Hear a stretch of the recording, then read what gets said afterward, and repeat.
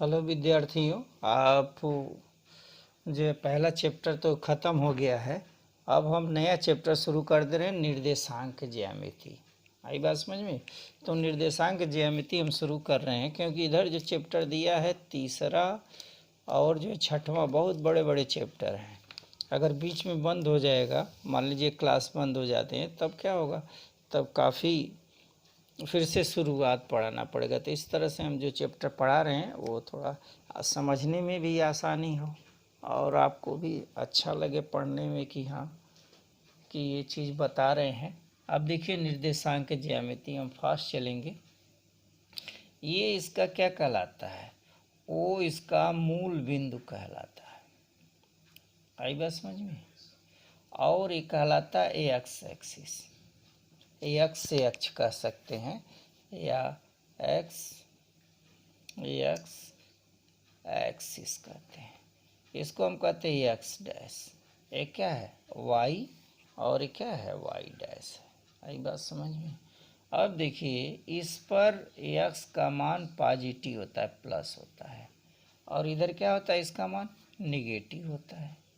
इसी प्रकार इस पर मान क्या होगा? पॉजिटिव होगा इसकी वैल्यू, और यहाँ पे वैल्यू क्या होगी? निगेटिव होगी। इसको कहते हैं प्रथम चतुर्थांश।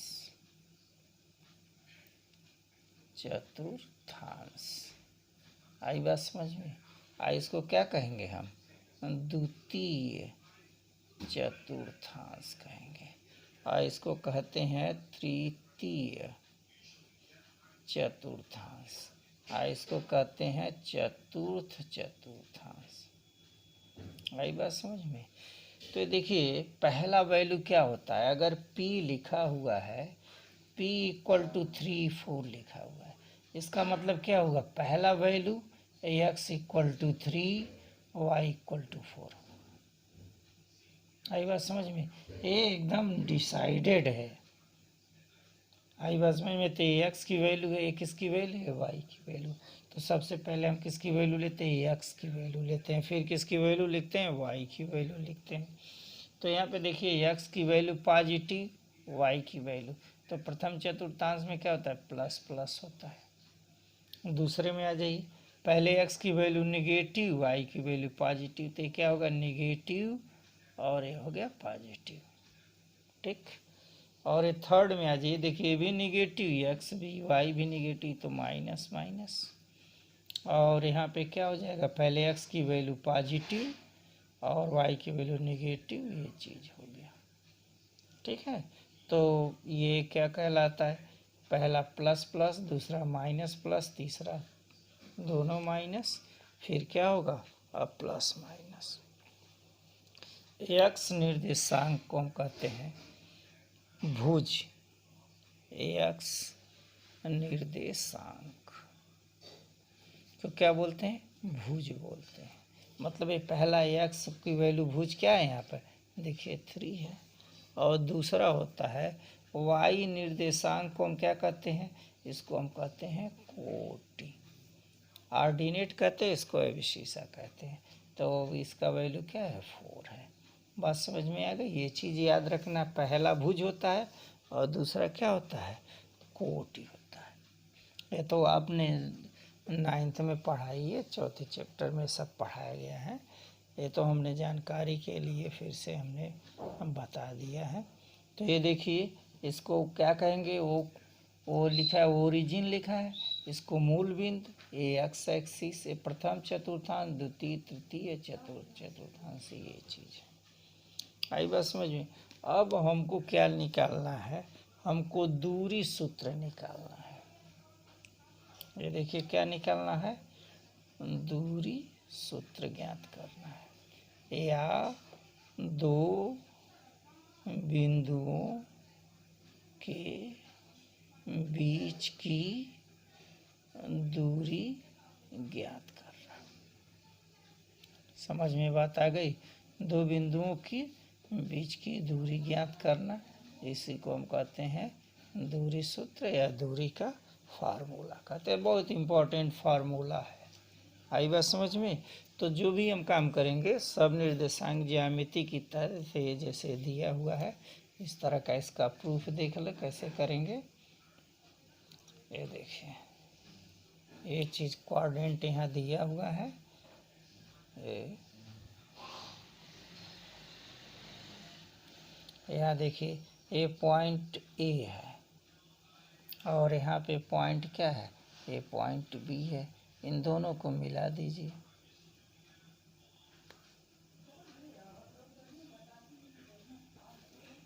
अब देखिए, ए के निर्देशांक और बी के निर्देशांक। ए के निर्देशांक x1 y1 और बी के निर्देशांक क्या है, x2 y2 है। ठीक है, इस पे हम क्या करें, इस पे हम लंब डाल देते हैं। ये देखिए, यहाँ पे हम क्या करेंगे, यहाँ पे लंब डाल देंगे। ठीक है, ये देखिए, अब इसी तरह से यहाँ भी इस पे हम लंब डाल देते हैं। ये देखिए, यहाँ पर हम लंब डाल देते हैं। क्लियर है, ए बी और यहाँ हो गया सी, ये हुआ एम और ये हुआ एम। ठीक है, तो यहाँ पे देखिए हम लिख दे रहे हैं, माना कि बिंदु ए के निर्देशांक, ए के निर्देशांक क्या है, x1 y1 और बी के निर्देशांक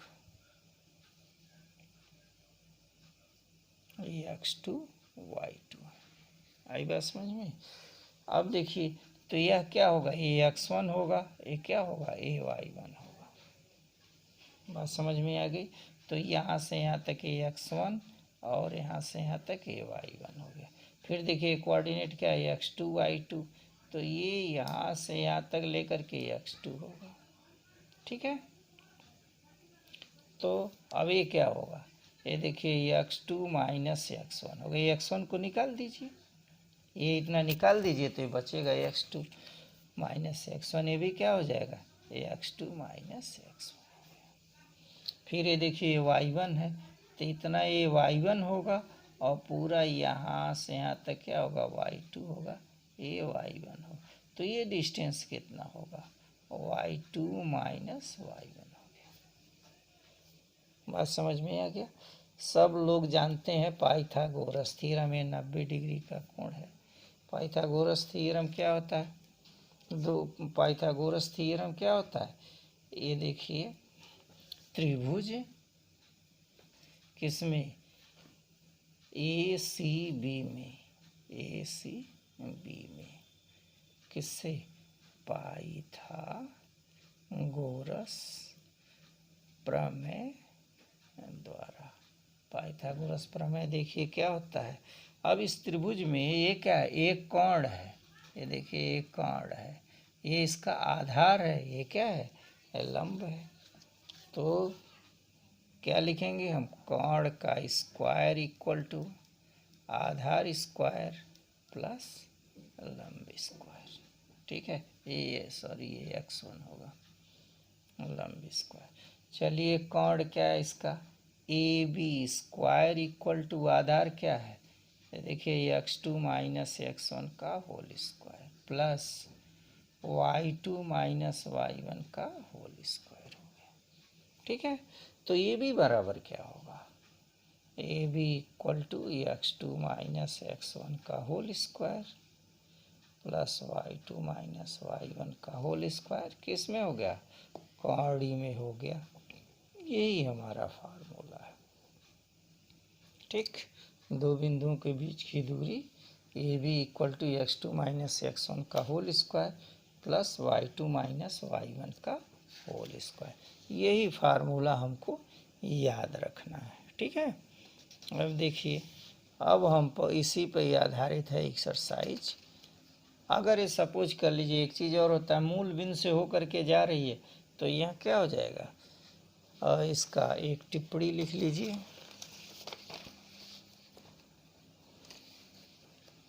टिप्पणी या रिमार्क,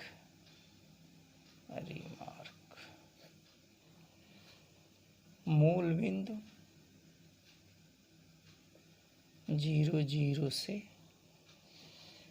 बिंदु एक्स वाई के बीच की दूरी यह पॉइंट हो गया, ये पॉइंट ओ है, यह पॉइंट ए है।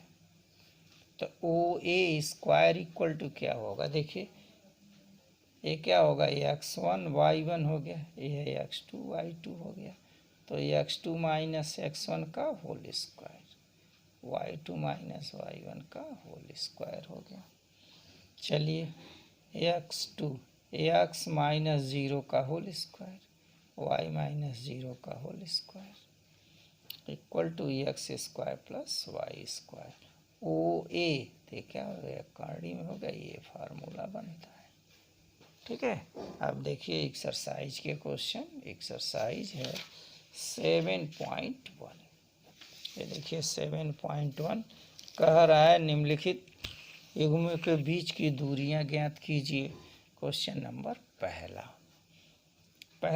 पहले का पहला दिया हुआ है 2 3 और क्या दिया है 4 1 दिया, इनके बीच की दूरी ज्ञात कीजिए। तो पहला माना कि a इक्वल टू, या लिख दीजिए माना कि a इक्वल टू 2 3 और b इक्वल टू क्या लिखेंगे 4 1 लिख देंगे। तो ये पहला ब्रैकेट में लिखते हैं x1 y1, इसको क्या लिखेंगे x2 y2। तो a और b के बीच की दूरी equal to x2 minus x1 का whole square, y2 minus y1 का होल स्क्वायर बराबर, एक इसमें लिख देंगे, ए ब्रैकेट लगा देंगे अंडर रूट में। चलिए x2 की वैल्यू क्या है यहाँ पे देखिए 4 माइनस 2 का होल स्क्वायर, y1 1 माइनस 3 का होल स्क्वायर, कौड़ी लगाते जाएंगे। ये देखिए 4 में से 2 गया, 2 का वर्ग प्लस माइनस 2 का वर्ग अंडर रूट में कितना होगा, 2 का वर्ग होता है 4 प्लस 4 अंडर रूट 8 हो गया अंडर रूट। 8 को क्या लिखोगे 2√2 हो गया। ये इसका क्या हो गया आंसर हो गया। ठीक है, इसी तरह से मैं 2-3 क्वेश्चन और दिया है, ये जितना पढ़ाएं आप पढ़िए, एक्सरसाइज करिए और कल जो है आगे क्वेश्चन हम बताएंगे। ओके विद्यार्थियों, थैंक यू।